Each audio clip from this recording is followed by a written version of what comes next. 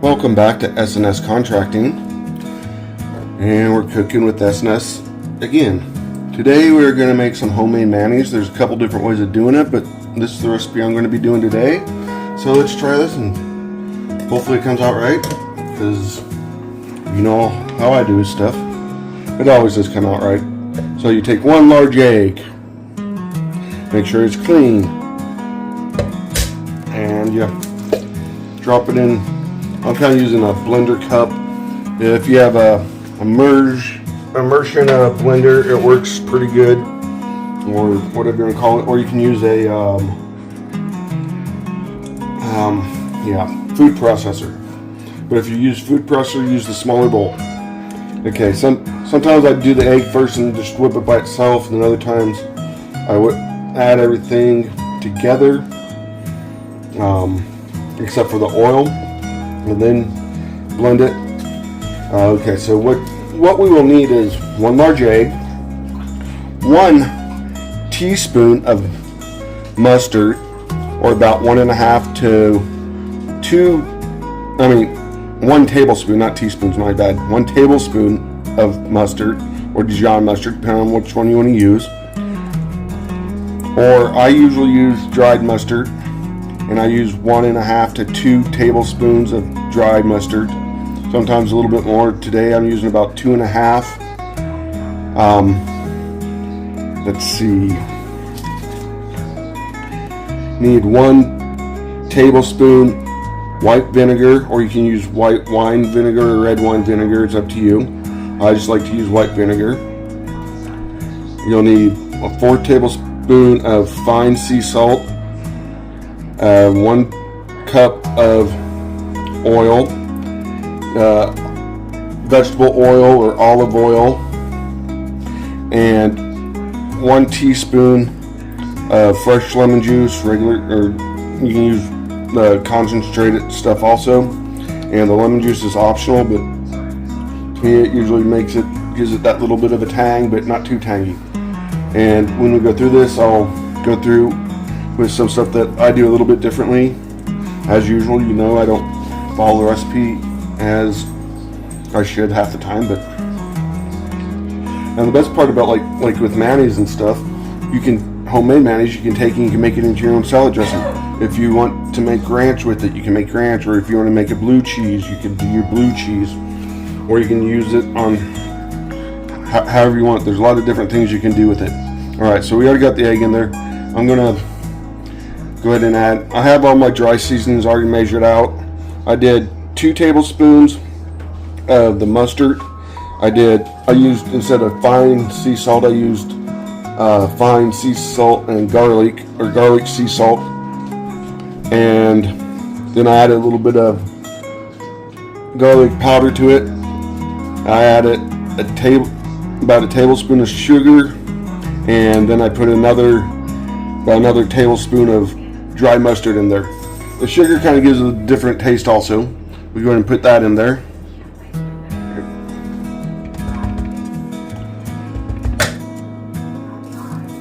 Okay. And then I kind of just measure out stuff. Like I said, I guess I could have used the little measuring cup I just had, but then I'm going to go ahead and take and do probably a little bit over that's probably about 2 tablespoons, 2.5 tablespoons of vinegar. I do a little bit heavier. I don't know, I just like my flavor a little bit heavier than a lot of people, so you can adjust it to your taste, and that's what I usually do. Okay, there's that. And then we will go ahead and do our lemon juice. And that's just under a tablespoon, even though it calls for a teaspoon, but no, it's just the way I like to do it. And a fun fact for y'all, especially with the farm fresh eggs, but even with the store-bought eggs, only like 1 in every 200 million eggs you can actually get salmonella out of. But they won't tell you that because they like to scare you. But do your own research on that. That is for you. You can make this without eggs if you're afraid of getting salmonella or you don't use eggs. I don't remember the recipe. Okay, well, now I'm going to take and we're going to pulsate this or blend it together for about 40 seconds.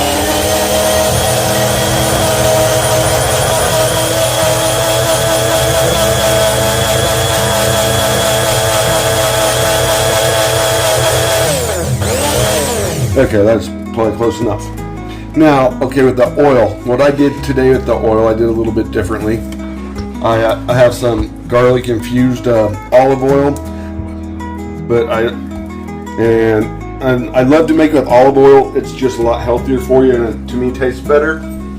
But as expensive as olive oil is right now, I can't really afford to use it like I'd like to. So I have some canola oil, and I did about 6 ounces of the canola oil and 2 ounces of the garlic infused olive oil. And when you add the oil, you just add it slowly. You start off adding just a little bit, and that was probably a little bit more than I probably should have to first start with.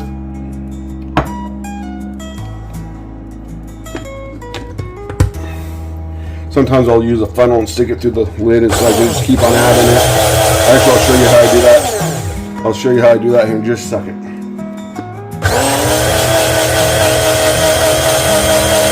When you do that first initial for about 20 seconds or so of the oil,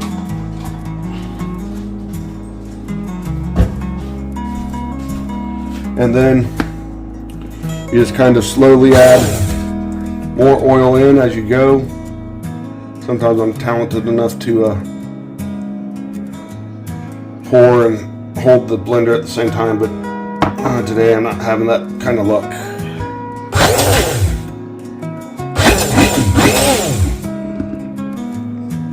Okay. You blend a little bit of it, you put it in, blend it up a little bit more.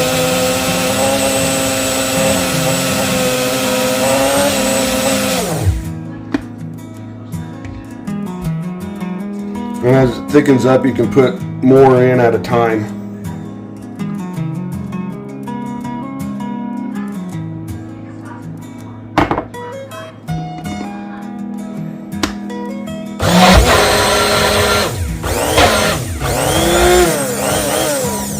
And, okay, so now I'm gonna have to see, it's better if you can do it in like your jar or something, and use a immersion blender, because it just makes everything easier instead of trying to use a blender like this or a shake maker like I'm using, because then you don't have to keep taking the lid off. You can just kind of go and you can move the immersion blender around to get to it and kind of mix everything, and everything doesn't get all stuck and all that. And while I'm in here with the spatula, I'm going to make a hole, and I'm just going to put in the rest of the oil.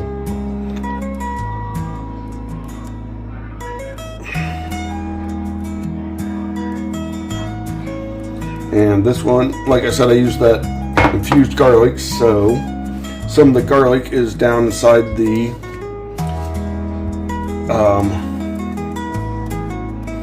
measuring cup there, so I'm going to dig that out and put it in. Might as well use it. I have been known to also, if I'm doing it like with this blender or the food processor, I've been known to take and put regular fine diced garlic in there also, and just it just gives a little bit more of a taste. I don't know, it kind of depends on what you want.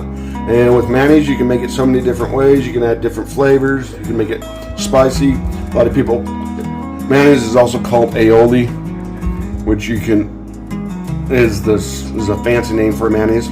And you can make it spicy. You can make it garlicky. You can make it, I don't know, so many different ways.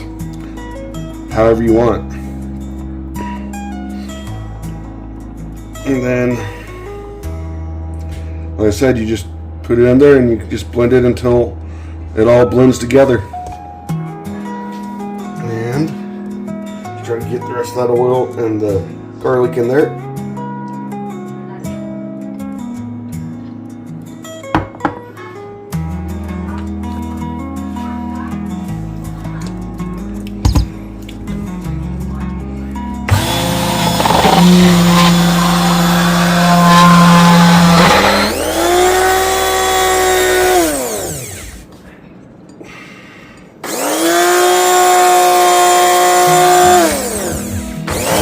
And that's the other reason it works better with the other thing, because it's just so much easier to whip together. Sometimes at the end when it gets thick like this, I'll just forget grinding it or using the blender part and just mix it with my spatula or a spoon or something. With in this cup here, the way I'm doing it here.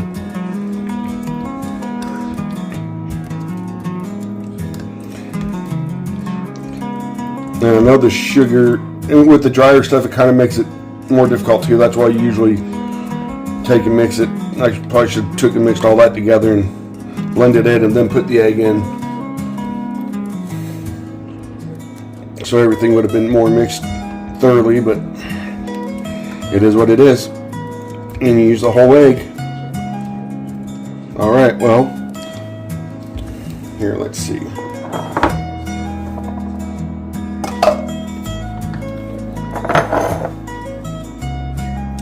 I know the lighting sucks this year. This house has some terrible lighting, so, and hopefully I was on camera the whole time. I'm sorry, I didn't even look to see. But there you go. It's kind of, seeing, that's how you pretty much know it's done.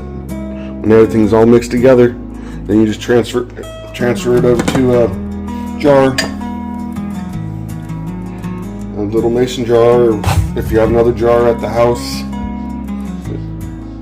I know it says mustard on it because I used that jar for mustard a while back, that homemade mustard that I made, and I was going to make more, and I ended up making more, but put it in a different jar, and I just never took the label off there. Alright, well, y'all have a good day and enjoy this. Bye. Usually before I transfer it to the container I'm going to keep it in, I taste it to make sure it tastes alright, that I don't need more of something like a little bit more sugar or something, and I got a little bit too much garlic in here, so, which to me is very hard to get too much garlic. With that infused, the infused olive oil does pick up that garlic taste quite a bit, and I forgot about that when I put the garlic powder in here. So I'm gonna add just a little bit more sugar and a little bit more vinegar, and I'm going to stir it up together. And to correct myself from what I said earlier, I said 200 million, 1 out of every 200 million, and the correction is it's 1 out of every 200,000 eggs you will get salmonella from. So you really don't have that big of a chance of getting salmonella from using a raw egg in your mayonnaise or other recipes that call for raw eggs. Alright, thank you all for coming, and enjoy your day and enjoy your dressing. We'll see you next time.